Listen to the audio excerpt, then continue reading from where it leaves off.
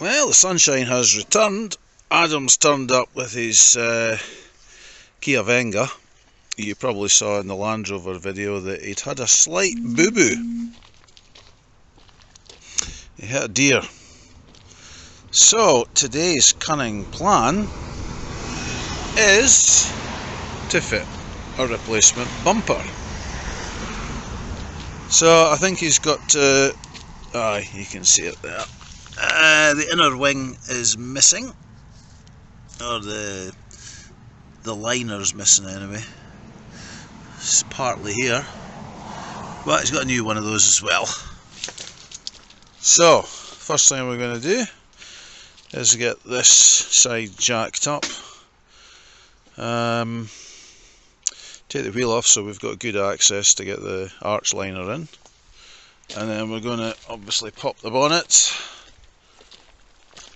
and see about how to remove the front bumper. So this could be a guide for people to how you remove and replace the front bumper, and how you can replace and renew a wheel arch liner. Well, that's the plan.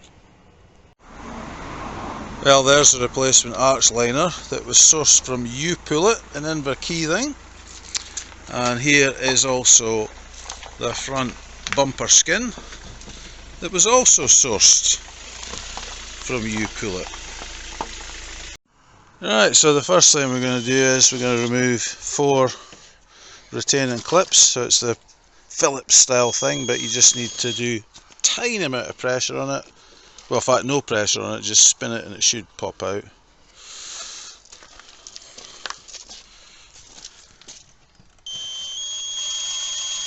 There we go, look at that, Right, so we're just going to have a quick inspection of the bumper, or the bumper skin. So we can see there's obviously 4 retaining holes there. There might be one here on the edge. There's going to be something here, potentially, holding it in. Could there be one there? One there, and then if we flip the bumper over, we can see there's potential clip holes. Looks like that just clips in for the plastic trim, so potentially one in it, but that's probably holding the arch liner. And then if we go back, there's something there and there's something there.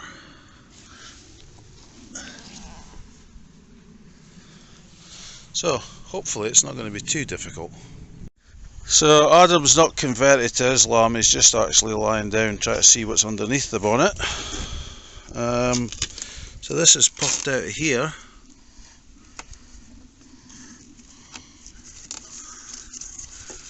And that's obviously still in there. Right, looks like there's a 10mm bolt in here. If you can see anything.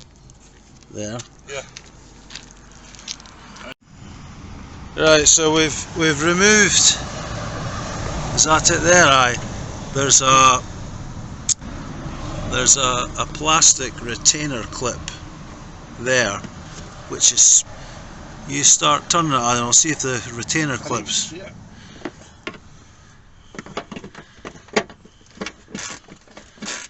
Let me see if I can feel that screw turning.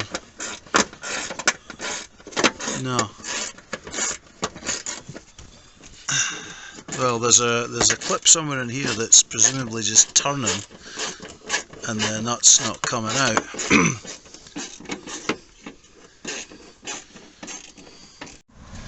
Right, so this is the 8mm bolt. I thought it was a 10 originally. It's an 8mm bolt that's held in with that white clip.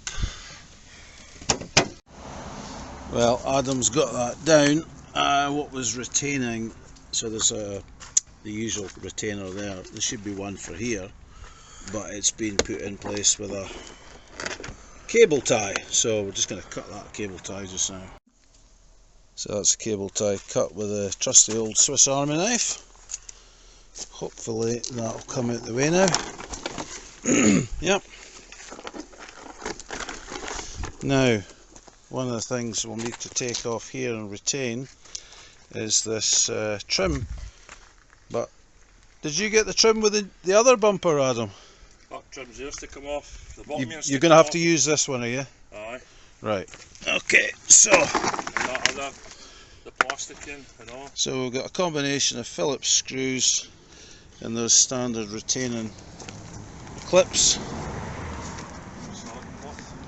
I could probably do with a bit of glue on it to hold it together, but I imagine it will be okay. So yeah, so on each side there's going to be retaining clip and 2 Phillips screws. So once you've got all the retaining clips and screws off, it's just a case of gently persuading this off. You'll notice that there's a kind of bit there, a nib, so that's going to have to come over and then pop over. Same there, so all the retainers, the catch, are at the bottom, so just a case of slipping them over that and then we can reuse it hopefully. Now that we've got access to the front end of the car, you can see the intercooler that was replaced, and you can see where it was leaking previously before it was replaced, all the oil. So that's a good sign that it's the intercooler leaking if you've got all this oil. But yeah, I'm just going to see about taking off the number plate. Screws are suitably corroded, so I don't know if that's got a flat head on it or not, but need to get them out. And then there's also on the inner portion here that goes against this brace, there's a whole lump of polystyrene that needs to be removed. So that's the next step for us. Well, that's the number plate removed. So despite the screws being very corroded, because they're only going into plastic, they're not too bad to get out, but they did look pretty crispy, but they're going to be replaced with the new ones anyway. Right, so this bit's been somewhat straightened out, and we've got the bumper retaining clip to go on with 2 10mm bolts.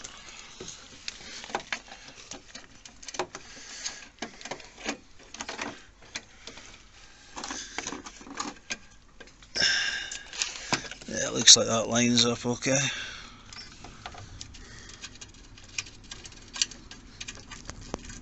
Oh. Well, that's this bit of polystyrene removed. All we did was fold that clip like that. In fact, you don't need to take them off. Right, but anyway, we've got them off now. Well, here's the polystyrene. It's going to go over that clip there, and that bit there.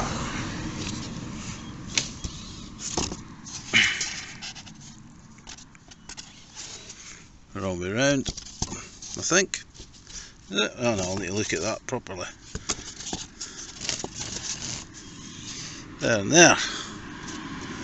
So you've got these clips, and they're going to get pushed over. They go one way, so that should be fine. But before I secure that in place, we'll just make sure there's nothing else we need to put in place first. For example, the grille. Well, this rubber bit below the front bumper has been loose fitted, and then we're just going to put some screws in. It looks like there's maybe 4 screws. 1, 2, 3, 4, 5. There's actually 6 screws. So that's the next step. We've got the grille there as well. So Adam's just putting the Phillips screws in, and it looks like the grille will fit in from the front. It'll clip in. There's a whole load of clips around the circumference, or around the edge, and then there's some screws that retain it. So there's some of the screw retainer holes. So there's about 6 again. Alright, so that's a loose fit. So there's location dowels there and there. And then you just got to push the grill in over, and then we're going to screw it into place. Alright, so that's the grill attached. The rubber part at the bottom of the bumper. So the next thing we're going to do is put the grill, the lower grill, in. That should give it some structural rigidity. And then after we've done that, we'll put this polystyrene piece into the bumper.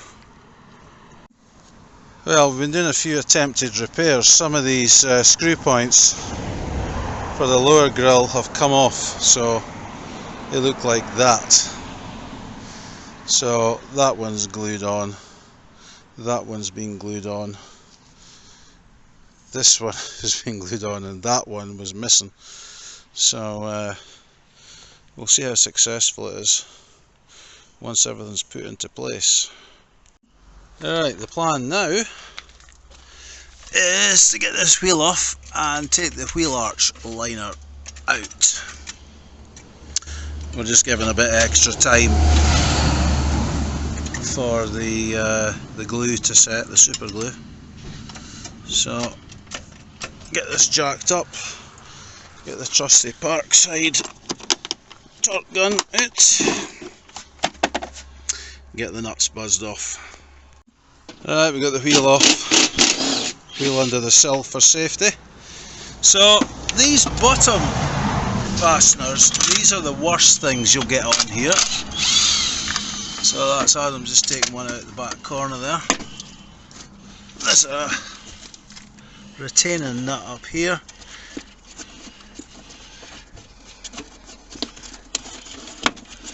Yeah, that's square here, I reckon that fucking got hurt my hand.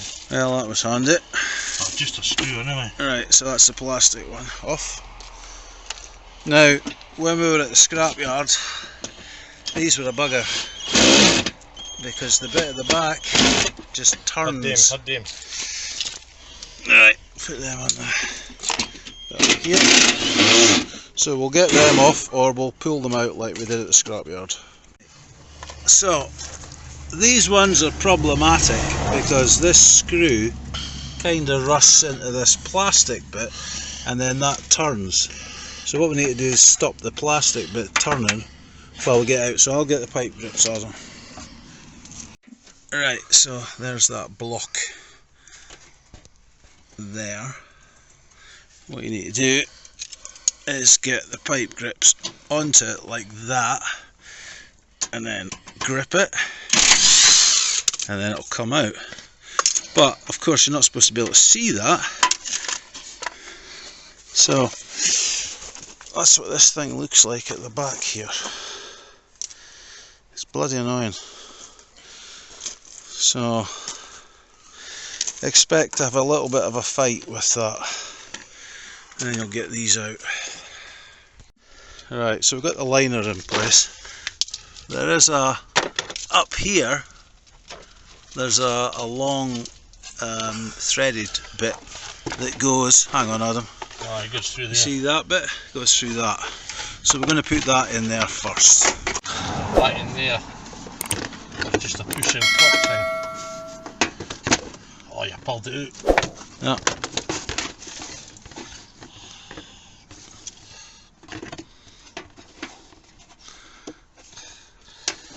Right, so they pushing. Just a push-in one, yeah? Regular one? Aye, but make it a good one. There's one there, ready to go.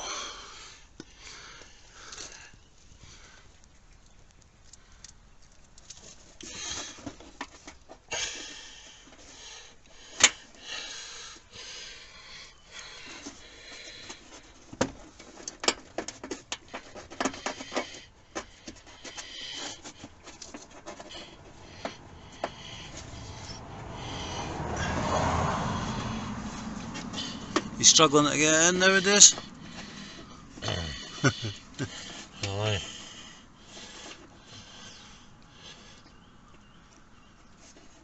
And just push it home. Just push it with your finger. That's it. Right. Tell you what. Well, that's that inner wing done. So you've got the two screws here. got one down there. You've got one here, just a pop rivet thing. You've got that big nut. Then there's one here, and then there's one there. And I think that's pretty much us for the moment, until we get the bonnet bolted into place. But it's maybe some type of some refreshment, so we're going to have some liquid death. Right, so what's that?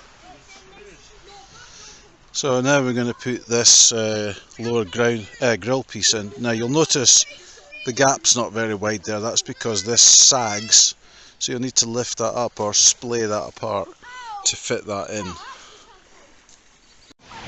Alright, the lower grill's in place. The screws are going in. Right, so that's the polystyrene piece back together. So let's flip it over and see what it looks like. So that's what the reconstructed bumper looks like.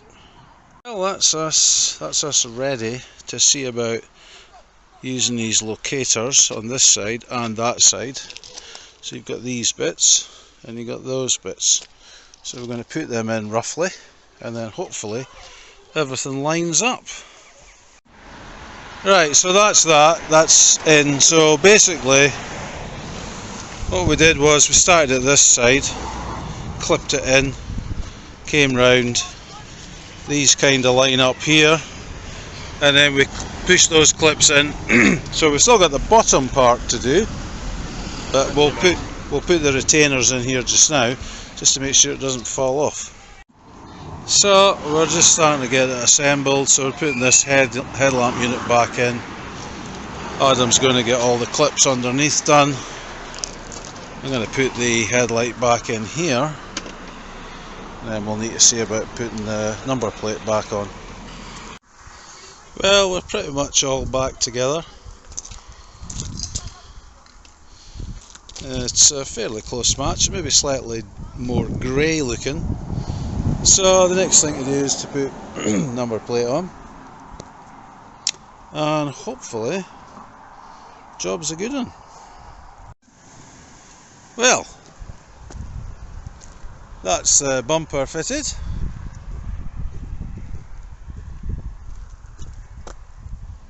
You can always seem to see the difference in colour between plastic and metal, but considering the costs, I think it was under £30 for the bumper, and then Adam painted it, so we'll just say it was 30 quid for the paint. In fact, we'll round it up to 40, so we'll just say £70 versus buying one on eBay for 180. So it's certainly a lot more presentable than it was. I say we've put the number plate on, so it's just a case of breaking up the old one and disposing of it. But you can certainly see where that deer impacted it, buggered it all up. I remember not that long ago you could buy a bumper skin.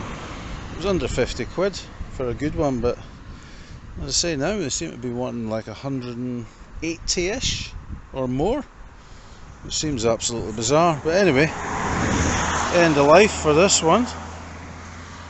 But if this has been of any help to you at all, please feel free to like and subscribe. Won't cost you a penny. So that's it now. Gonna get in, get the hands washed, and get a wee cup of tea.